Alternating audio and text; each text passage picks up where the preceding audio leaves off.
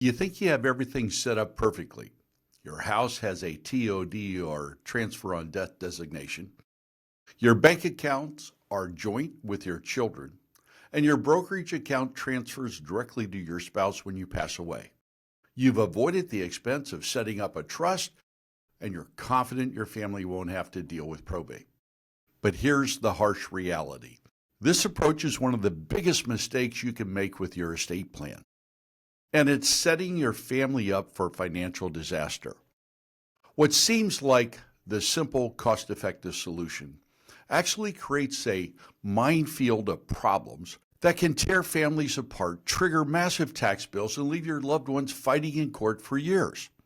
I'm attorney Ted Gudorf, and after over 30 years of estate planning, I've seen these simple TOD and joint ownership plans backfire more times than I can count.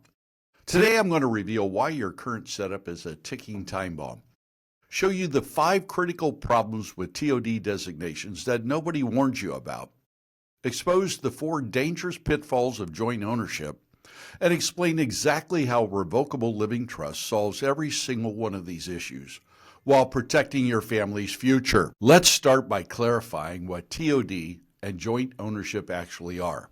TOD stands for Transfer on Death, or POD, Payable on Death, for bank accounts. When you set up a TOD designation, you're telling the bank or financial institution that when you pass away, the account should go directly to the beneficiary you've named.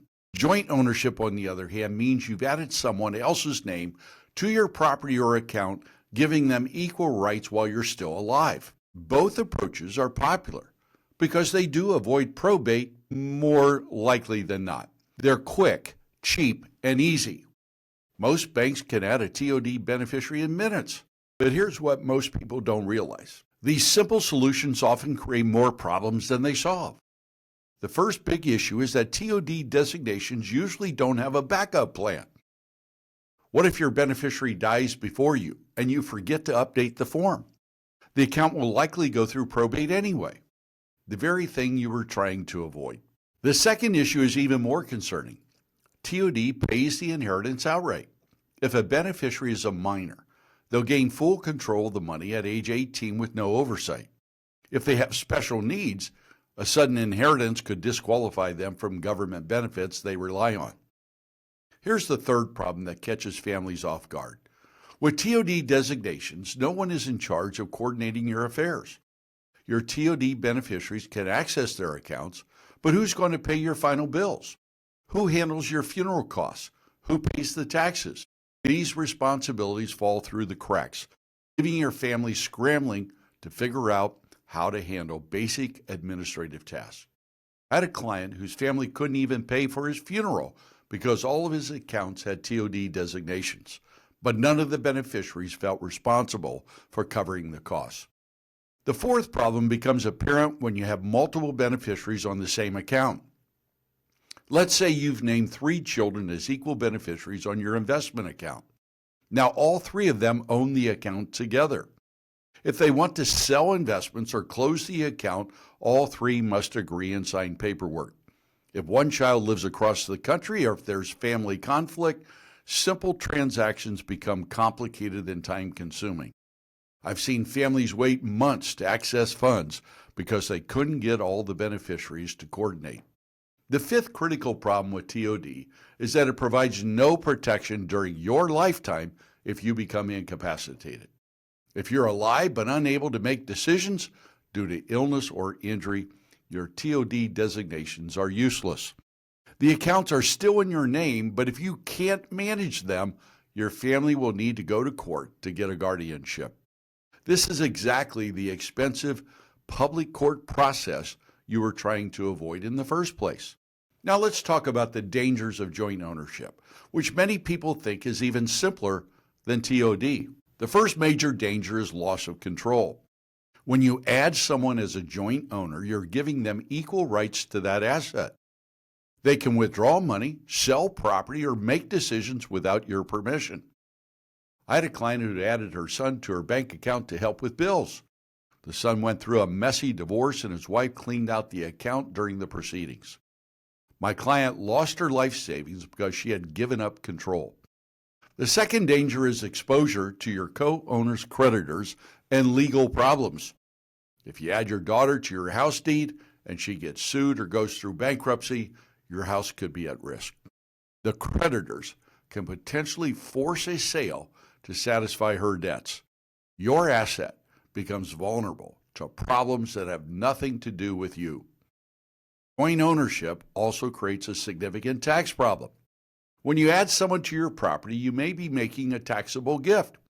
If you add your son to your $400,000 house, you've potentially made a $200,000 gift that requires tax reporting. Additionally, when you pass away, your co-owner only gets a partial step up in tax basis, which could mean higher capital gains taxes when they eventually sell the asset. Perhaps the most devastating problem with joint ownership is that it can create unequal inheritances. If you add one child to your accounts to help manage them, that child inherits everything when you pass away. Your other children get nothing from those accounts. I've seen this tear families apart when parents thought they were just getting help with their finances, but accidentally disinherited some of their children. This is where a revocable living trust becomes the superior solution. A trust addresses every single problem I've mentioned while providing benefits that TOD and joint ownership simply cannot match. First, a trust centralizes all of your assets under one comprehensive plan. Instead of having different beneficiaries on different accounts with no coordination, everything flows through your trust according to your detailed instructions. A trust provides the backup planning TOD lacks. You can name multiple successor trustees and spell out detailed instructions for every scenario. If your first choice can't serve, the next steps in seamlessly. If beneficiaries are minors, the trust can hold and manage their inheritance until they're responsible enough to handle it. For incapacity planning, a trust is far superior to joint ownership. Your successor trustee can step in to manage assets immediately with no court involvement, no public guardianship process, and no loss of privacy. Your affairs stay private and are handled exactly as you've directed. A trust also ensures someone is in charge of paying your debts, taxes, and final expenses before any distributions are made, preventing the chaos that often occurs with TOD accounts. One of the most powerful advantages is ongoing asset protection. Instead of inheriting money outright, your beneficiaries can receive it in continuing trusts that shield it if the beneficiary gets divorced, gets sued, files bankruptcy, or generally has poor financial management. It can preserve wealth for future generations. Finally, trusts maintain privacy. Unlike probate, which makes your estate public, trust administration is entirely private, keeping your family's financial affairs totally confidential. Let me give you a real example of how relying on TOD designations and joint ownership can backfire. Robert thought he had everything figured out. He owned a $400,000 house jointly with his oldest son, Mike, to keep things simple. His $300,000 investment account had TOD designations naming all three children equally, and his $150,000 savings account was joint with his daughter, Sarah, who helped pay his bills. Robert believed this setup would avoid probate and keep costs down. When Robert suffered a stroke and became unable to manage his affairs, the problem started immediately. Even though Sarah was joint on the savings account, she couldn't access the investment account or make decisions about the house without going to court for guardianship. The family spent 6 months and $15,000 in legal fees just to get someone appointed to handle Robert's care. The real disaster came after Robert passed away. Because of joint ownership, Mike inherited the entire house outright, even though Robert wanted all three children to share equally. Sarah kept the savings account, leaving the youngest son, David, with only his portion of the investment account.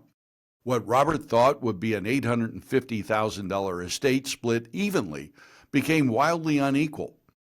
Mike received $400,000, Sarah $250,000, and David just $100,000. The unequal result tore this family apart. David sued his siblings, sparking a 3-year legal battle that cost well over $80,000 in attorney fees.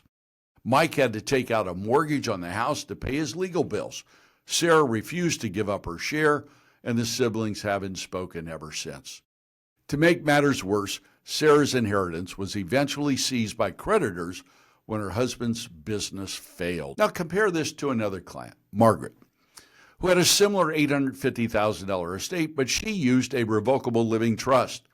When she became incapacitated, her successor trustee immediately stepped in to manage her finances. No court involvement, no delays. When she passed away, her trustee paid final expenses, filed tax returns, and distributed exactly $283,000 to each child's continuing trust within 8 weeks. Years later, when one child went through a divorce and another was sued, their inheritances remained fully protected because they stayed in the continuing trust. Margaret's plan preserved family harmony, safeguarded the inheritance, and kept everything private while giving the beneficiary total control. The difference is striking. Robert's simple approach cost his family over $100,000, depleted his estate, and destroyed relationships. Margaret's trust cost $5,500 to set up, but saved her family years of conflict, legal expense, and heartache, while ensuring her wealth remained intact for future generations. I know what you might be thinking.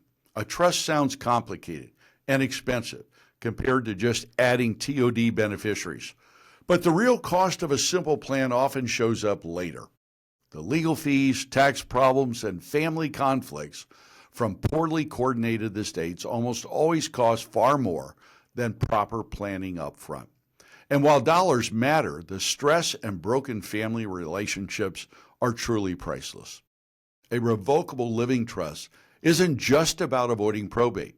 It's about building a complete plan that protects you while you're alive, protects your family after you're gone, and makes sure your wishes are carried out efficiently and privately. Instead of hoping problems never happen, a trust is designed to prevent them, avoiding the very pitfalls TODs and joint ownership create. Before you make any decisions about your estate plan, there's one more crucial piece you need to understand: asset alignment. Even the best drafted comprehensive trust can fail if your assets aren't properly titled. Click on Why Asset Alignment is So Important to Your Estate Plan to learn the 3-step process that ensures your plan works exactly as intended when your family needs it most.